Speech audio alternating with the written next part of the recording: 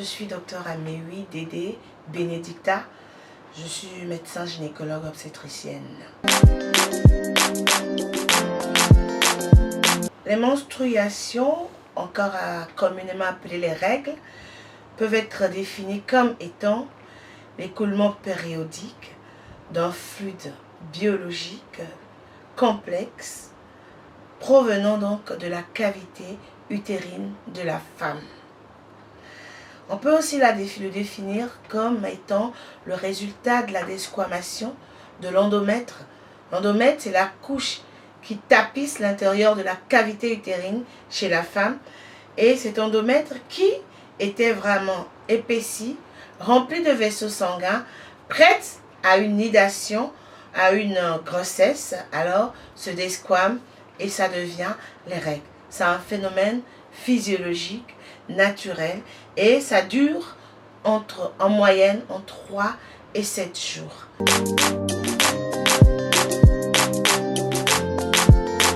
Le cycle menstruel donc, peut être défini comme l'ensemble des phénomènes physiologiques survenant le plus souvent de façon périodique qui préparent l'organisme de la femme à une éventuelle fécondation, à une éventuelle grossesse.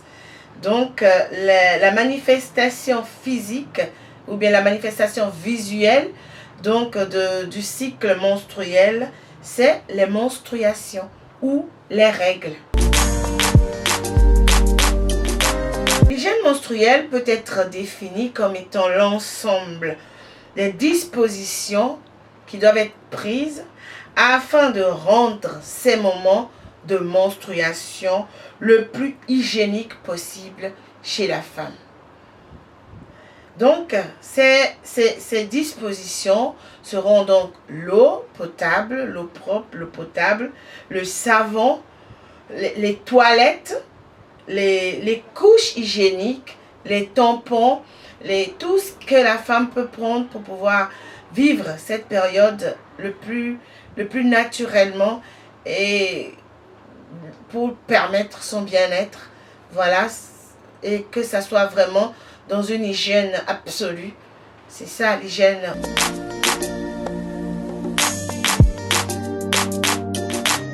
C'est vraiment important de l'avoir parce que si on n'a pas une bonne hygiène menstruelle, on risque d'avoir des infections.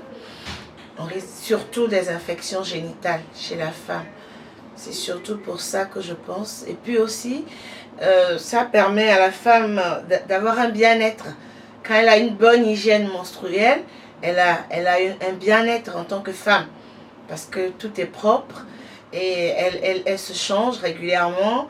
Et elle aussi, elle est bien. Elle est bien dans sa peau. Les difficultés que les femmes et les jeunes filles peuvent rencontrer ou bien rencontrent, c'est surtout dans certaines contrées qu'il n'y ait pas de toilettes où elles peuvent vraiment être à l'aise. Il n'y a pas d'eau potable parce que la femme doit se changer. Il n'y a pas de savon. Il n'y a pas des couches hygiéniques. Il n'y a pas des protèges. Il n'y a rien pour aider cette femme à pouvoir vivre au mieux ces menstruations. Donc, c'est un peu ces difficultés et d'ordre, en gros, des difficultés, en gros, l'absence d'hygiène. C'est des difficultés surtout socio-économiques que la femme peut rencontrer dans cette période. Les moyens de protection sont divers. Il y a les serviettes hygiéniques. Et il y a des serviettes hygiéniques qui sont lavables. Il y a des serviettes hygiéniques qui sont jetables. Il y a plusieurs formes sur le marché. Il y en a qui sont de bonne qualité et il y en a qui sont de très mauvaise qualité. L'essentiel, c'est de pouvoir les changer à temps, très vite, ne pas laisser ces serviettes hygiéniques rester longtemps souillées ou bien imbibées et ramener le sang infecté par exemple. Parce que quand ça traîne, ça dure, après ça s'infecte. Donc l'essentiel c'est de bien vite les changer. Il y a des tampons Tampax par exemple qu'on peut introduire dans le vagin, à l'intérieur du vagin, qui absorbe et il faut pouvoir changer ça toutes les 6 heures. Il y a aussi les coupes menstruelles. Les coupes menstruelles, c'est une forme de coupe que la femme lave ses mains, elle introduit au sein du vagin et elle les change souvent toutes les 6 heures, voire toutes les 12 heures. Parce que ça se remplit, elle les enlève, elle verse, elle jette ça et elle lave, elle récupère comment vous l'appelez, sa coupe menstruelle. Et c'est très économique parce qu'on peut l'utiliser sur plusieurs années.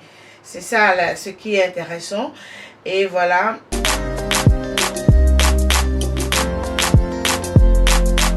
Comme je viens de dire, les risques potentiels, c'est surtout l'infection chez la femme. Parce que vous voyez que l'organisme de la femme, l'utérus, il est là. Le vagin, il est là. On place des choses dans le vagin ou sur la vulve. Et des choses ne sont pas hygiéniques. Après, ça rentre dans l'utérus, dans le vagin. C'est des infections. C'est surtout les infections. C'est surtout le risque infectieux que ça. Et aussi, il y a des risques, quand il y a une mauvaise hygiène, il y a le risque psychologique que je peux dire. Quand la femme ne fait pas une bonne hygiène, par exemple, elle n'a pas de l'eau pour se laver, et psychologiquement, la femme peut être atteinte, ou bien elle peut se tacher parce qu'elle n'est pas bien protégée, et ça fait que c'est un problème psychologique qui peut survenir aussi. C'est pas seulement un...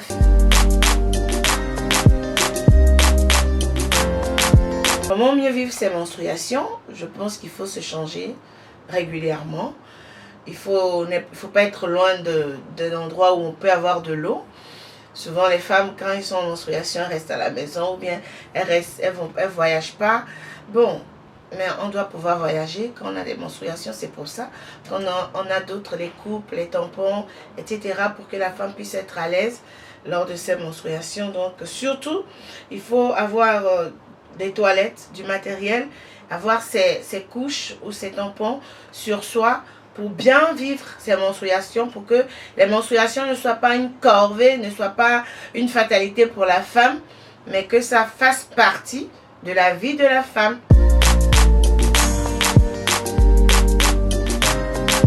On peut avoir des oligoménorrhées, c'est-à-dire des règles qui sont... J'ai dit tout à l'heure que les règles sont entre 3 et 7 jours en moyenne.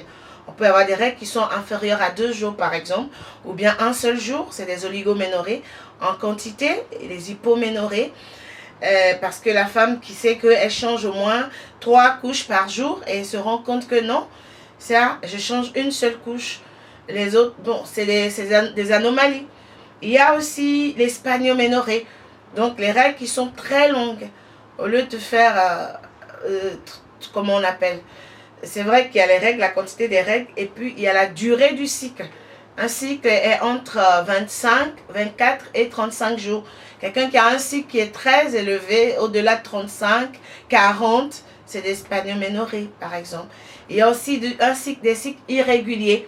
Des cycles irréguliers, la femme qui fait les règles ce mois-ci, 20 jours, le cycle qui fait 20 jours, j'ai dit 20 jours, 24 jours, le mois qui suit le cycle qui fait 40 jours, ensuite le mois qui suit le cycle qui fait donc, c'est irrégulier, c'est une des anomalies du cycle menstruel. Si on veut parler des anomalies des menstruations, on peut avoir des douleurs lors des menstruations, on appelle ça les dysménorrhées, ou bien des polyménorrhées, des règles qui sont très abondantes, qui peuvent même faire que la femme peut être anémiée parce que les règles sont trop abondantes.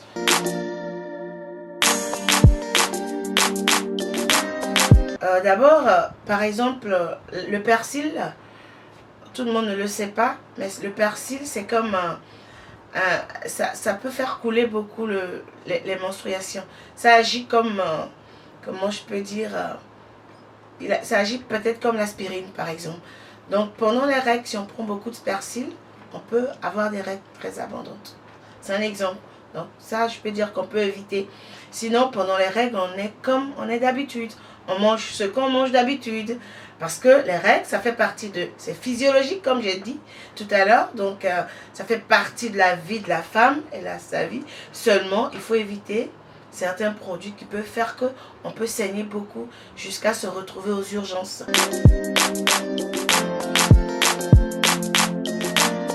La première chose que l'absence de menstruation peut révéler, c'est la grossesse. Une femme qui est normalement réglée et que tout d'un coup, elle n'est pas réglée, il faut d'abord éliminer une grossesse. Le reste, après, en dehors de ça, il y a des troubles ovariens, il y a beaucoup de troubles même de la cavité utérine, il y a beaucoup de choses qui peuvent expliquer l'absence de règles. Mais la première hypothèse, c'est la grossesse.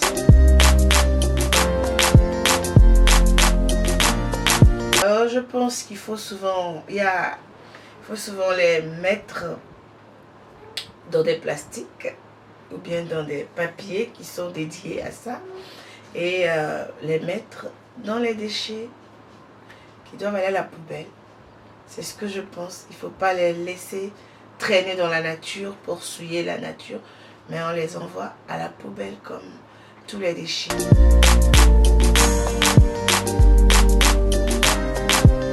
D'abord, quand on a des douleurs menstruelles, il faut aller en consultation gynécologique pour voir de quoi il s'agit. Est-ce que ces douleurs, c'est juste les douleurs menstruelles ou bien il y a une pathologie qui est cachée derrière ces douleurs? Il y a beaucoup de choses qui peuvent entraîner des douleurs menstruelles. Il y a les fibromes par exemple, il y a les endométrioses, il y a beaucoup de choses qui peuvent être à l'origine, même l'infection peut être à l'origine des douleurs menstruelles. Donc, on ne peut pas gérer des douleurs menstruelles chez soi à la maison pour dire que non, telle personne a pris tel médicament, moi aussi je prends. Non. La meilleure des choses, c'est d'aller en consultation. On voit de quoi il s'agit et on traite. Mais si on voit que ça n'est rien de tout ça et que c'est des douleurs menstruelles parce que vous avez mal, souvent c'est des anti-inflammatoires qu'on met et la femme prend ça souvent pendant les règles. Dès que ça s'annonce, elle prend et ça peut régler ces genres de douleurs.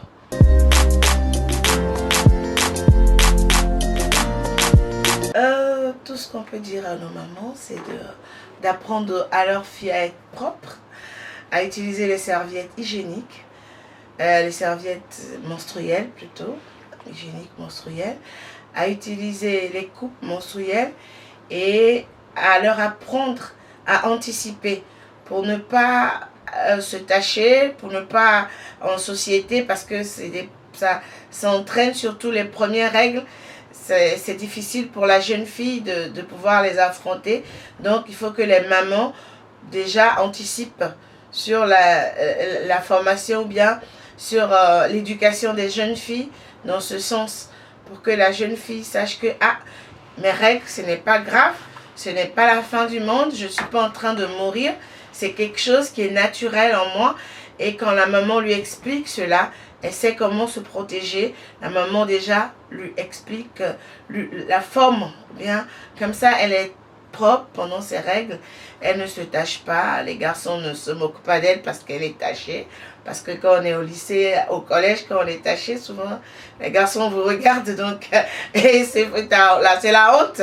Parce que c'est arrivé à beaucoup de filles. Hein. Je suis dedans aussi. Donc, c'est pas évident. Donc, il faut que nos mamans nous forment déjà.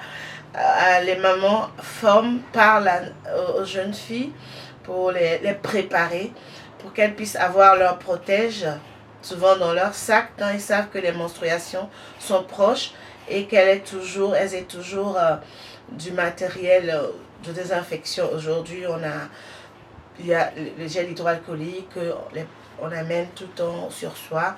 Et comme ça, après d'être changé, se laver les mains, utiliser le matériel de désinfection pour ceux qui peuvent et ceux qui sont dans les contrées lointaines, dans les villages, qui ne peuvent pas, mais que les mamans déjà leur apprennent vraiment à être propres, à utiliser les serviettes. Nos grands-mères, c'est ce qu'elles utilisaient, les serviettes lavables. Peut-être que actuellement c'est encore plus sophistiqué, mais c'est des serviettes lavables qu'on utilisait, qu'on sèche, et la jeune fille, elle est toujours propre. Donc, que les mères anticipent pour que la jeune fille, pendant ses menstruations, comprenne que ça fait partie de sa vie. Ce n'est pas la fin du monde, ce n'est pas grave, c'est sa vie. Elle doit vivre avec ses menstruations parce qu'elle est femme. Et voilà. Merci.